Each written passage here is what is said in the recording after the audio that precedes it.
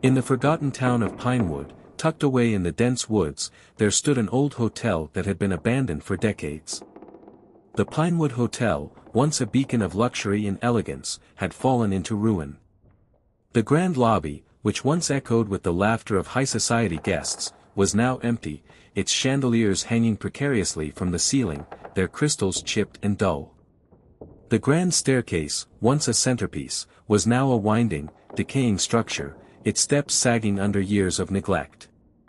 For years, the hotel had been closed, its doors boarded up with weathered planks. The windows were shattered, and the ivy that crept up its stone walls seemed to have a life of its own.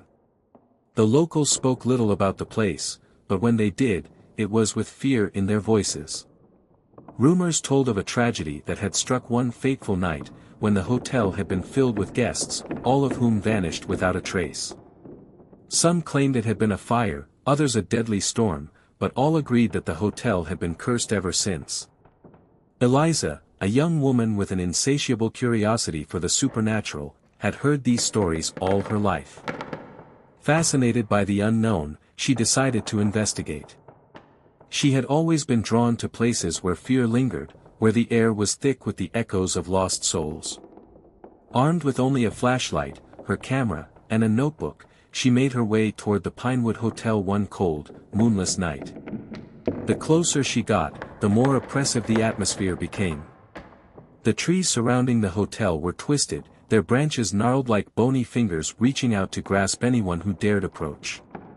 The ground was soft and uneven, as though the earth itself was reluctant to let anyone enter. Eliza reached the front door of the hotel and, after a moment of hesitation, pushed it open. The heavy door creaked loudly, and she winced at the sound. Inside, the lobby was shrouded in darkness. Dust hung thick in the air, and the remnants of fine furniture lay scattered, decaying and broken. The air was stale, as if it had been trapped inside for years, and a strange chill settled over her skin. As Eliza explored the hotel, her flashlight's beam cut through the darkness, revealing long-abandoned rooms, some with their doors ajar, others locked tight. The once beautiful wallpaper now peeled away in ragged strips, and the floorboards creaked with every step. The building seemed to groan with age, as though it were alive, weary from years of silence. She wandered through the hallways, taking pictures of everything she saw, documenting the decay. Her heart raced with excitement as she imagined the tales she would tell of this place. But as she moved deeper into the hotel, the sense of unease grew. It wasn't just the decay that unsettled her, there was something else, something, watching her. The temperature dropped suddenly, the cold seeping into her bones. She shivered and wrapped her arms around herself. A distant sound echoed through the halls, faint, like a whisper, but distinct. A soft, rhythmic thumping. Eliza froze. It was coming from upstairs. Driven by a mix of fear and curiosity, she slowly made her way toward the staircase. As she reached the top, the thumping grew louder, more pronounced. The floorboards creaked under her weight as she cautiously walked down the narrow hallway. At the end of the hall, one door stood open, slightly ajar, as if inviting her in. Eliza approached it, her heart pounding. She peeked inside. The room was dimly lit, the only light coming from the pale moon filtering through a cracked window. The bed was unmade, its sheets twisted and torn. The wallpaper was stained with something dark, and the air felt heavy, suffocating. But it was the mirror on the wall that caught her attention. It was large, framed in tarnished gold, and hung crookedly. As she gazed into the reflection, she saw something that made her blood run cold. In the mirror, the room looked pristine, as though it had been recently occupied. The bed was made, the floor was clean, and the wallpaper was in perfect condition. But when Eliza looked away from the mirror, the room was once again decayed and abandoned. A sudden movement in the reflection caught her eye. She whipped around, but the room was empty.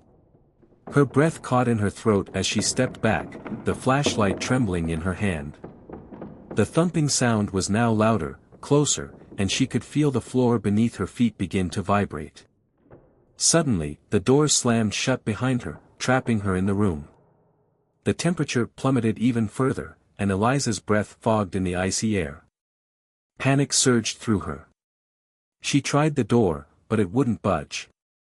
She pulled out her phone, but the signal was dead. Her flashlight flickered, then went out completely. The thumping grew faster, more frantic, and then, silence. The oppressive quiet was deafening.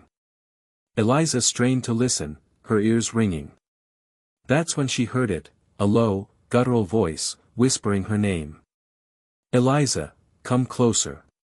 Her heart raced. She spun around, her flashlight flickering back to life. The room had changed. The furniture was rearranged, and the walls were now covered in strange symbols, drawn hastily in what appeared to be blood. The mirror reflected not the room, but a scene from a long-forgotten past. A grand ballroom, filled with elegant guests, all dressed in fine clothes. They danced gracefully, their faces obscured by shadows. But as Eliza stared, the guests' faces began to twist, contort, their features melting into grotesque masks of horror. Their eyes turned black, hollow, and they turned toward her, their mouths opening wide in silent screams. Leave, or stay forever. The voice whispered again, this time coming from behind her. Eliza spun around, but no one was there. The room felt smaller, suffocating. She backed toward the door, but it remained locked. Desperation clawed at her chest. And then, she saw it. The mirror had changed again. It no longer showed the ballroom, but a dark, endless hallway. Figures appeared in the reflection, their forms shrouded in shadows, their faces hidden. They began to move toward her, their footsteps silent, but their presence undeniable. With a scream, Eliza ran for the door, throwing herself against it, but it didn't open. She pounded on it, her fists bruising with each blow. The shadows in the mirror grew closer, their hollow eyes fixated on her. You belong to us now, the voice hissed, closer than ever. Eliza stumbled back from the mirror, and as she did, the door creaked open.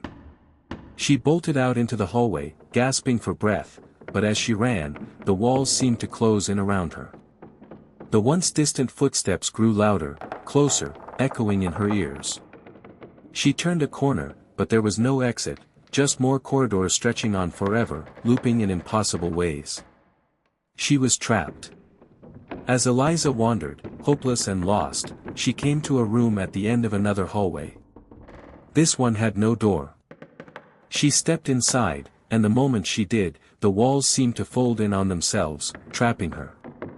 The air grew thick, and she could hear the low hum of whispers filling her mind. When she turned back toward the mirror in the corner of the room, her own reflection was no longer hers. A pale, ghostly figure stood in the mirror, its eyes hollow, its lips twisted into a cruel smile. And then Eliza understood. The Pinewood Hotel didn't just claim the souls of its guests, it kept them. Forever. Her camera, still clutched in her shaking hand, had recorded everything, but it was too late. The hotel had claimed her, and now her face would join the others in the reflection of the mirror, forever trapped in the nightmares of the Pinewood Hotel. The hotel waited.